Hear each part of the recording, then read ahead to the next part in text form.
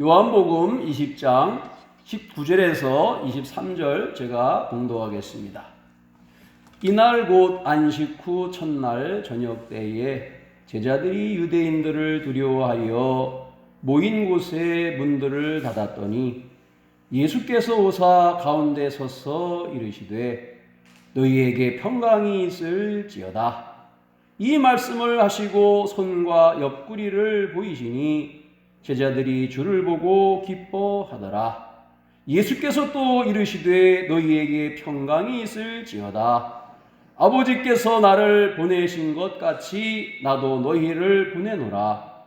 이 말씀을 하시고 그들을 향하여 숨을 내쉬며 이르시되 성령을 받으라. 너희가 누구의 죄든지 사하면 사하여질 것이요 누구의 죄든지 그대로 두면 그대로 있으리라 하시니라. 아멘. 오늘의 말씀의 제목, 부활의 첫 메시지 용서, 그런 제목으로 은혜를 나누고자 합니다. 한 자매님이 저에게 면담을 요청했습니다. 그래서 무슨 일인가 하시는 말씀을 들어보니까 당신에게 아파트가 두 채가 있었대요. 그래서 하나를 팔아가지고 이제 요양원에 들어가서 여생을 보내려고 그 요양원 들어가는 값으로 한 채를 팔았고 한 채는 자기 소유로 그대로 가지고 있었다고 합니다.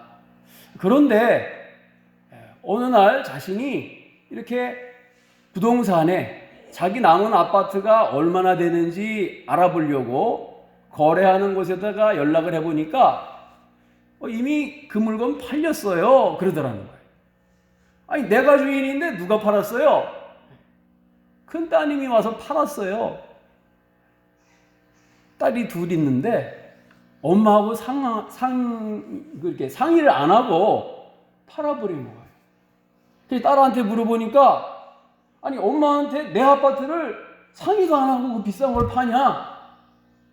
엄마, 내가 애들이 유학 가가지고 공부하는데 돈이 모자라서 그거 팔아가지고 보태고 또 우리 뭐 생활비를 쓰고 이제 몇 천밖에 안 남았어. 엄마가 화가 난 거예요. 이해는 되는데 아니 얘기를 해야지. 네 것도 아닌데. 그래가지고 저한테 그러는 거예요. 목사님, 도무지 아무리 생각해도 화가 나가지고 가만히 있으면 안 되겠어요. 아시는 변호사를 좀 선임해 주세요. 소송 걸어가지고 내 통장으로 바로 그 집한 값을 입금하도록 그렇게 소송을 제기하겠습니다. 상황을 보니까 따님이 어머니 인감을 도용해가지고 집을 판 거예요. 이거 사실 큰 범죄거든요. 그런데 목사가 또 가정사 엄마하고 딸하고 소송을 거는데 중개를 할 수가 있겠어요? 그러지 마세요. 만약에 소송을 해가지고 돈을 찾을 수는 있지만 그렇게 되면은 딸과 엄마의 관계는 이제 영 끝입니다. 돈은 다시 있을 수 있지만은 부모 자식 간의 관계는 그렇게 끊으면 안 됩니다. 제가 해드릴 수 있지만 이건 아닌 것 같아요. 한번 깊이 생각해 보세요. 거절했어요. 그랬더니 이제 몇 번 방문할 때마다 밥을 못 먹어요. 밥을. 너무 그냥 속이 타올라가지고 괘씸해가지고 슬퍼서 이렇게 시간이 지나가지고 한참 지났는데 한 달 정도 지나니까 목사님 제가 마음에 덮고 가기로 했습니다. 그렇게 됐어요. 마음에 덮고 그냥 수용하고 가기로 했습니다. 잘했습니다. 용서해야지요. 그렇게 이제 몇 해를 지나가지고 임종이 가까워가지고 그 식구들이 다 모였어요. 임종하면은 이제 다 모이잖아요.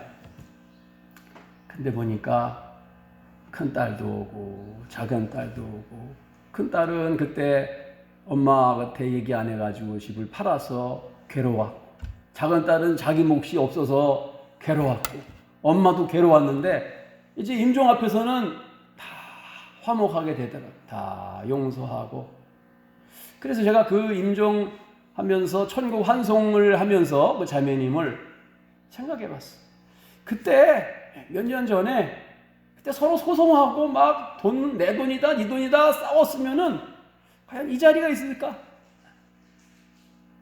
이 행복한 자리, 평안한 자리, 서로 하나 되는 화합의 자리가 아마 없었을 것이다.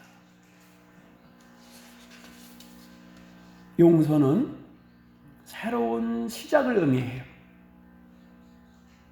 예수님께서는 부활하신 몸으로 제자들에게 처음 나타나셔서 그들에게 하신 말씀이 너희에게 평강이 있을지어다 이런 말씀하셨어요. 샬롬. 주일 저녁에 안식 후 첫날이니까 주일 저녁에 제자들이 두려워서 유대인들 피하려고 문을 다 걸어 잠그고 모여 있을 때에 예수님이 나타나셨죠. 예수님이 그들에게 평강이 있을지어다 하시면서 하신 첫 말씀이 21절에 나와요. 예수께서 또 이르시되 너희에게 평강이 있을지어다. 아버지께서 나를 보내신 것 같이 나도 너희를 보내노라. 이 말씀의 의미는 여러분, 예수님이 너희를 포용한다. 그리고 다시 너희들을 파송한다. 제자로 인정하시는 것이에요. 제자로. 이들의 좀 전의 모습은 어떤 모습이에요? 며칠 전의 모습은 배신하고 부인하고 다 도망간 모습이죠. 여기에 예수님의 첫 메시지인 용서가 있는 거예요. 너희를 포용한다.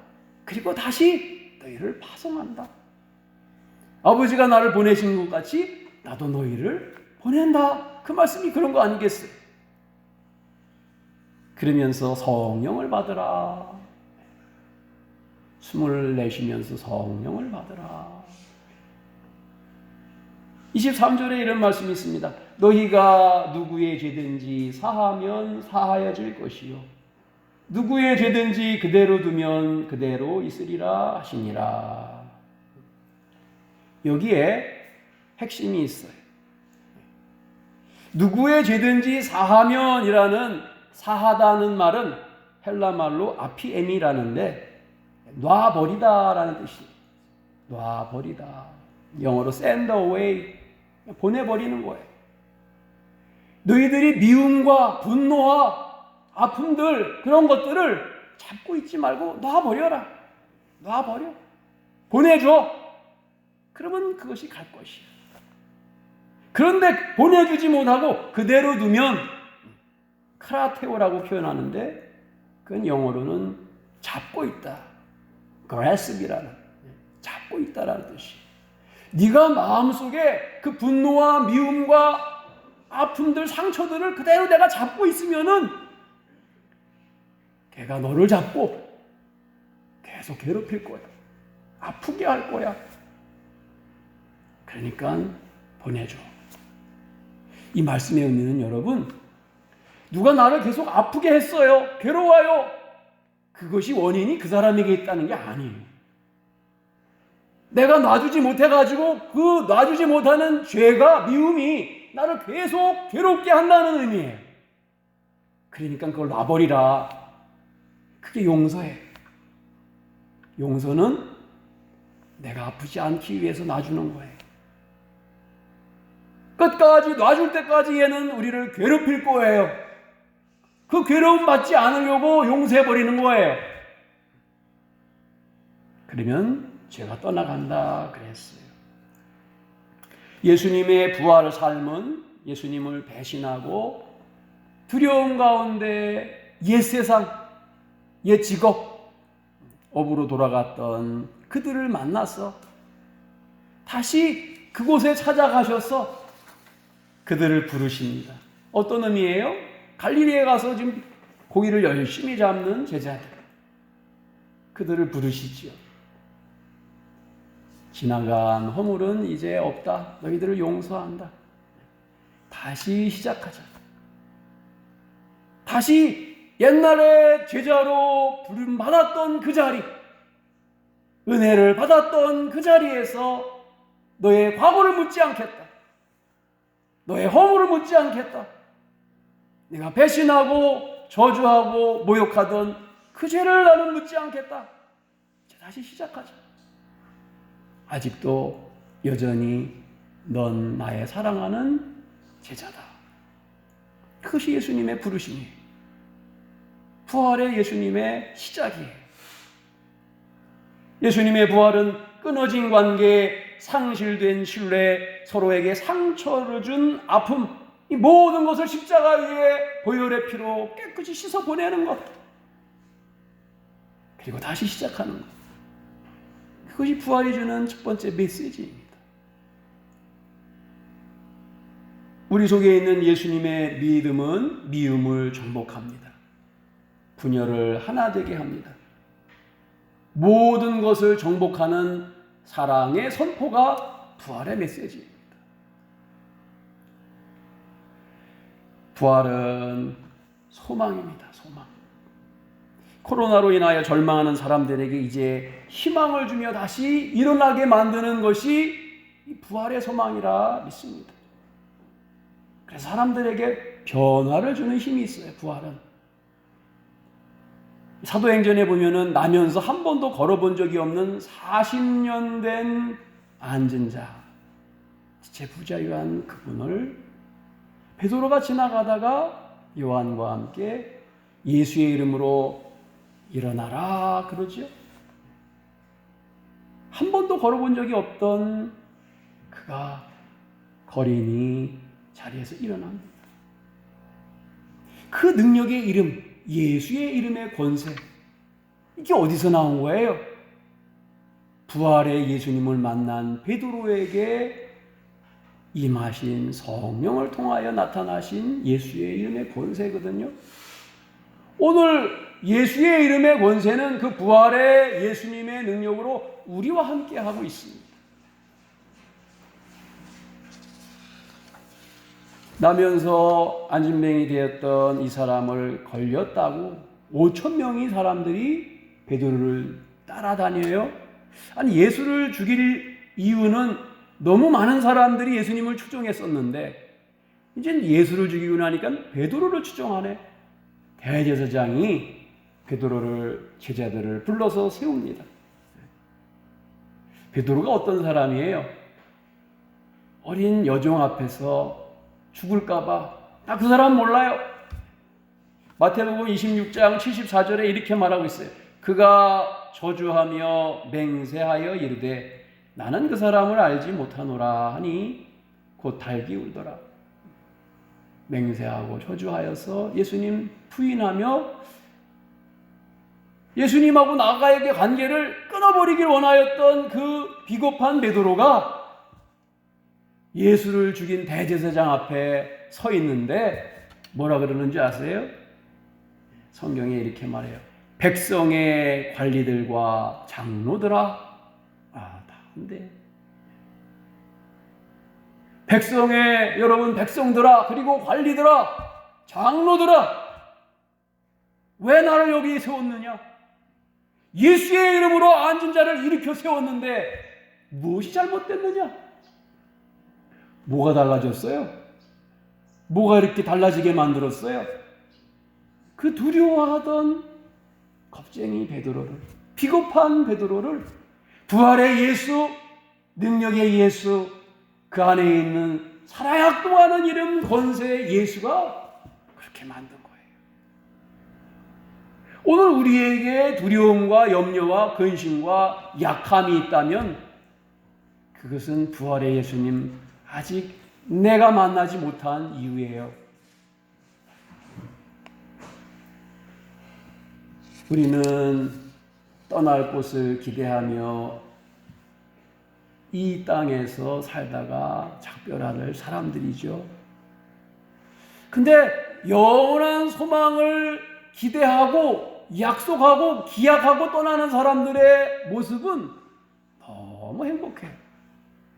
제가 참 많은 분들의 임종을 지켜봤는데 예수를 내 안에 모시고 돌아갈 본향이 있는 사람의 마지막 모습과 그렇지 못한 사람의 모습은 전혀 달라요. 잠시 나그네로 있다가 가는 삶입니다. 용서하며 다시 시작할 수 있기를 축원합니다. 네. 나를 위해서, 그 영혼을 위해서, 우리의 삶의 새로운 결단과 출발이 될 수 있기를 축복합니다. 무엇이? 부활이. 예수의 이름의 능력이. 주님은 지금 당장 여기서부터 부활의 능력으로 여러분과 우리와 함께 하시기를, 역사하시기를 기대하십니다. 그 하나님이, 그 예수의 이름의 능력이 이 부활절을 맞이한 우리 모두에게 함께 하시기를 축원합니다. 기도하겠습니다. 왕이신 하나님, 부활의 예수님 만난 제자들이 하나같이 변화되어서 죽음을 두려워하지 아니하며 세상을 겁내지 않는 승리자들이 다 되었습니다. 우리도 부활의 예수님 만나 용서를 배우게 하시고 두려움과 염려와 걱정을 벗어버리고 예수의 이름의 권세로 무장하여 승리하며 내일의 소망의 꿈을 꾸는 자들이 되게 해 주시옵소서. 예수님의 거룩하신 이름으로 기도드립니다.